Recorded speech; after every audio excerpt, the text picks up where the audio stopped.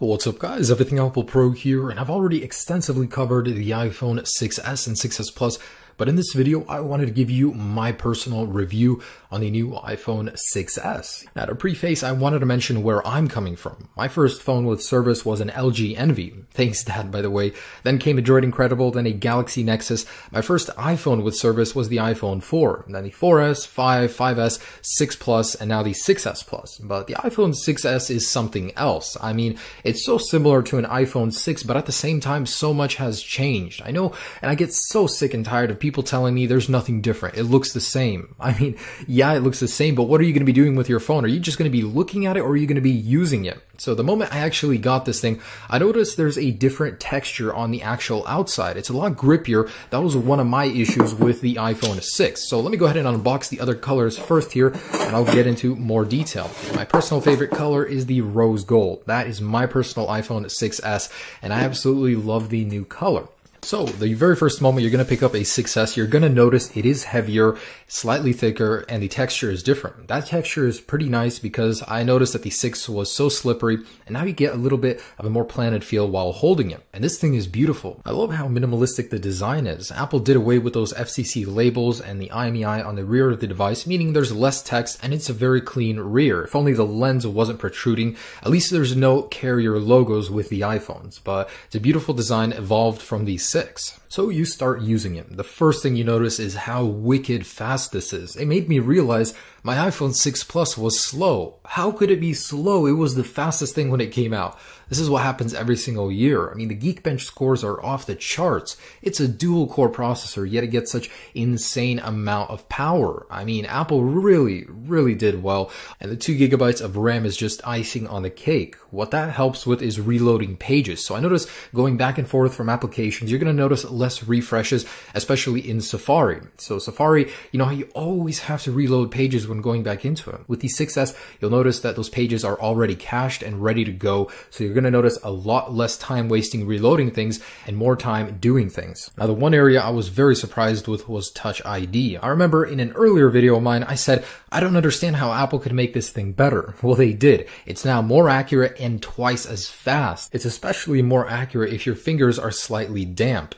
Next, the display. Although it didn't change, I was very happy to learn that Apple put a lot of effort into making their phones more durable. Not only did they make it more drop and scratch resistant, did you know Apple actually added a rubber seal around the display in the 6s? That's to make it more water resistant. And in my test, it definitely showed. So I'm very happy that Apple has put a lot of effort into upgrading the durability of the iPhone 6s. I mean, I ran over this thing twice. Still works. I mean, the 3D Touch still works despite a shattered display. It's very tough. You're going to have a hard time trying to break it even if you want to. So with that new material comes 3D Touch on the display, and right now it's a little dry. So personally, I think it adds a little bit to iOS, although not as much as Apple makes it out to be right now. It will get better. The true reason I love 3D Touch is because Apple made it available to third-party developers. Already we're starting to see some very clever uses for it. Not only can it save you a little bit of time, it adds a lot of functionality, especially with gaming. I'm looking forward to see all the games that take advantage of that display, so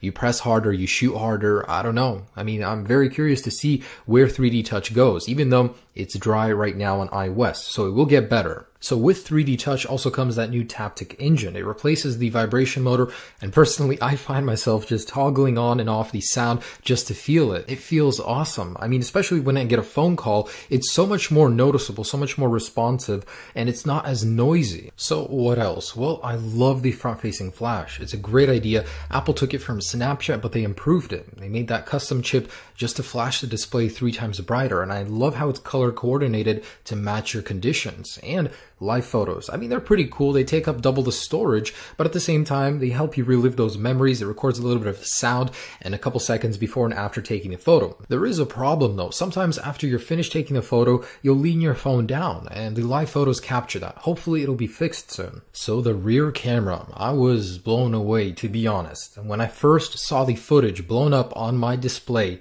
wow, 4K looks stunning on the iPhone. Apple waited and they did it right. Imagine if Apple released it earlier and it wasn't as good as it is now. So Apple took their time and the footage looks great as a result. The individual pixels on the lens are smaller, so there is more potential for noise in darker environments, but the quality is so good. So very good. I mean, I was impressed. The color reproduction is a little on the dry side though. The thing I like about the Galaxies is that they're very vibrant, the colors that they record, but I guess the iPhones are a little more true to life. They don't, over exaggerate the colors. At the same time, man, the focus is so much faster due to those extra focus pixels. I love it. The 4K though will take up so much storage, and I was disappointed that Apple didn't add optical or video image stabilization to the iPhone 6s. I mean, it's pretty jittery if you use it while walking around the video recording. If you hold it with one hand, you're gonna notice that shake, so I don't like that. And as an added bonus, Apple did upgrade the capability of the slow motion. You can now get 120 frames per second at 1080p. 720p 240 remains the same, just slightly higher quality. So I absolutely love it. I mean, slow motion for me, I use it so much and it can be so fun just doing random little things and seeing them in slow motion like my vicious kitty here. But slow motion is personally one of my favorite things about the iPhones in general. They just do it so well. And here are just some images that I snapped in my backyard. And like I said earlier, I don't like the format Apple uses. I wish it was wider and I wish the colors popped a little more. All the photos have such icy looking colors. So the wireless internals of this device received a huge upgrade, and I love that there are more LTE bands. I travel with my phone often. I go buy a SIM card in another country, so it's great. I'll have more support for that. LTE and Wi-Fi are faster, but try finding a carrier or Wi-Fi that supports that speed yet. So we're not able to take full advantage of that. Bluetooth 4.2 is great though. I've noticed a much more stable connection in my car when I hook it up to wireless. So here are a couple other things. The battery life is good. Not great, good. I mean, it didn't build upon the 6. It actually got a smaller battery, but the optimization is decent, so you're not going to notice that much of a difference. However, this thing heats up. I mean, if you're really using it, it's going to heat up so much more than the iPhone 6, especially when charging.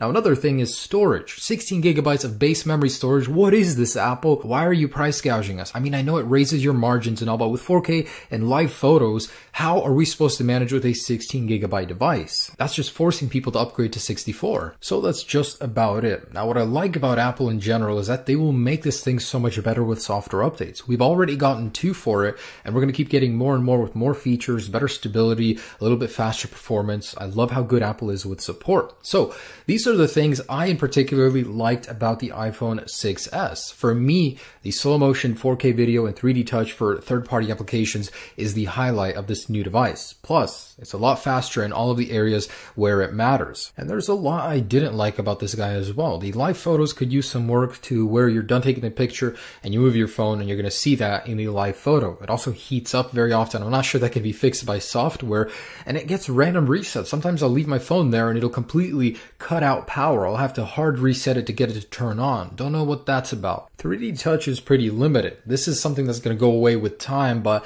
there's not that much use for it. It's not necessary. I want Apple to make it necessary for the whole iOS experience. There's no optical image stabilization. Apple wants to sell more 6 Pluses, a better profit margin, and same goes for the 16 gigabyte base storage. That's just unacceptable in 2015.